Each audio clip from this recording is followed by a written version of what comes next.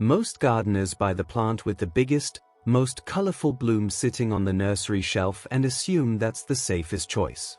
It isn't.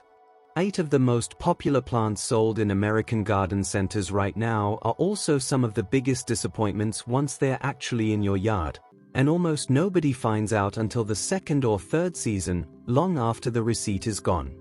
I'm walking you through all 8, exactly why they underperform, and exactly what to plant instead if you want the look without the letdown.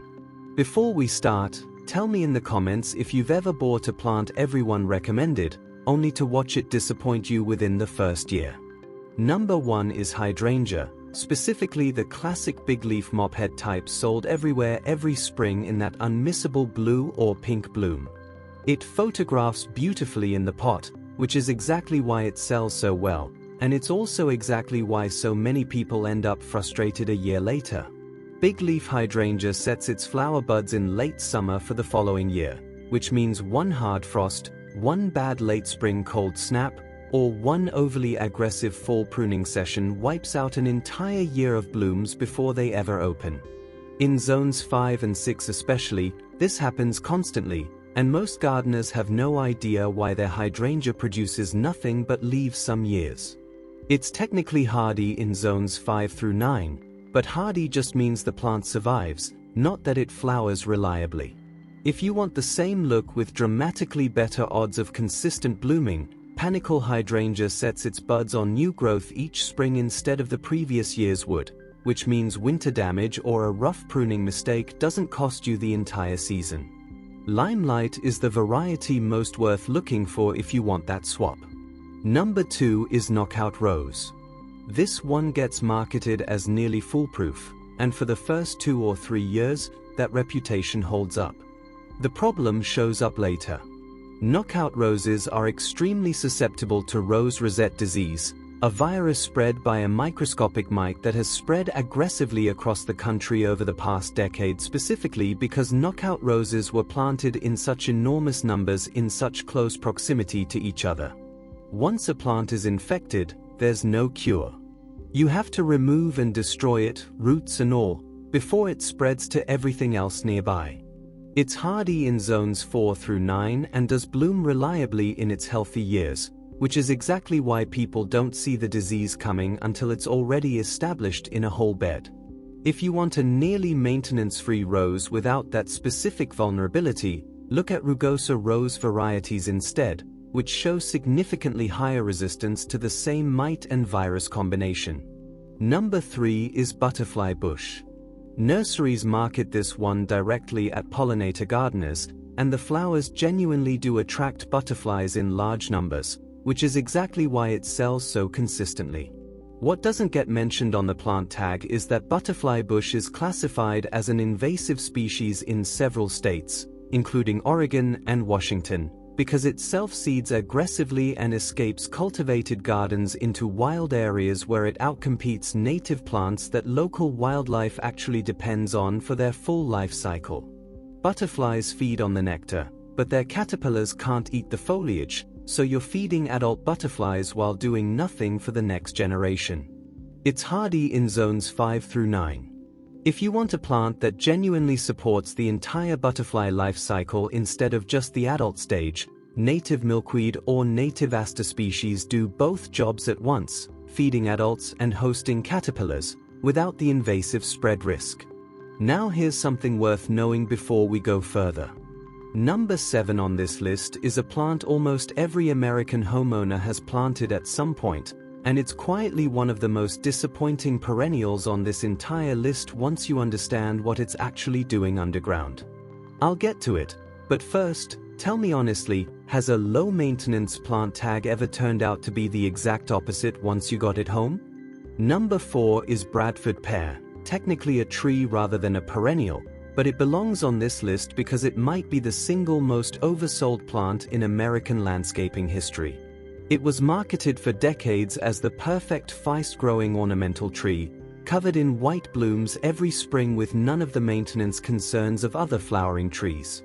The structural problem shows up 10 to 15 years in, when the branch structure, which grows in a tight, weak-angled pattern, splits apart in wind or ice storms with almost no warning.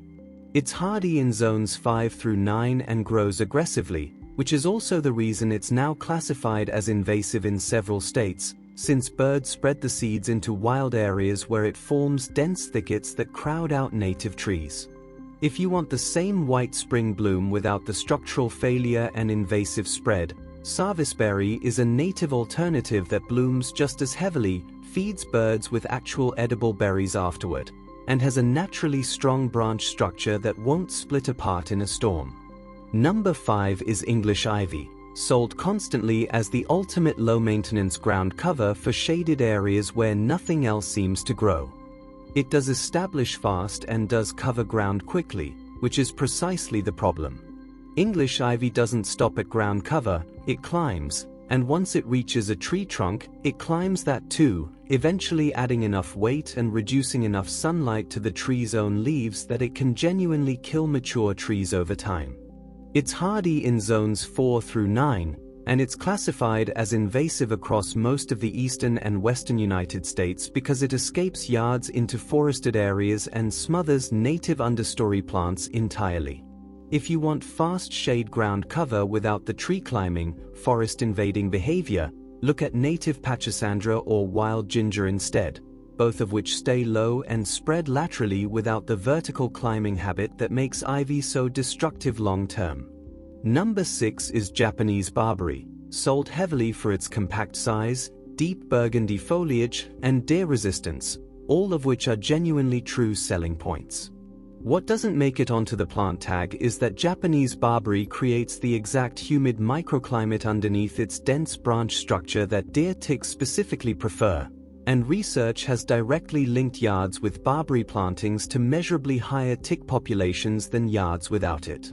It's hardy in zones 4 through 8, and several states have already restricted or banned its sale specifically because of how aggressively it spreads into wild forest understories once birds distribute the seeds.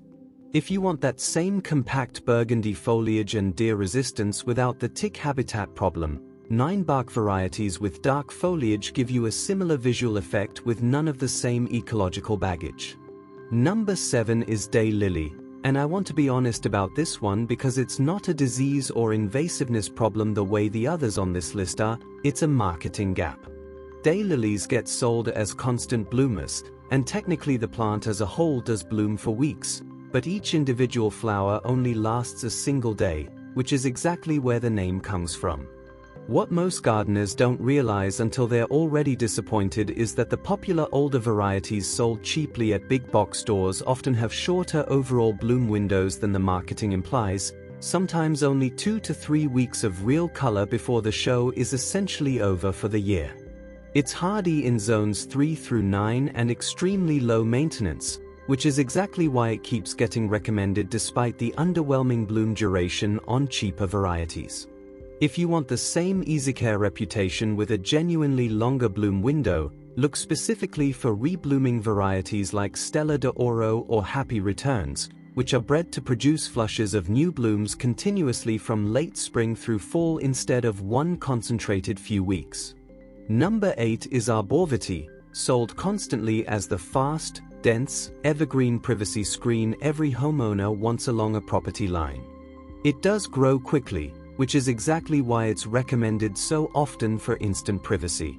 The problem is that fast growth comes from a shallow, weak root system that struggles badly in drought conditions and in heavy wet snow, where entire sections of a hedge can brown out or physically collapse under snow load in a single bad winter.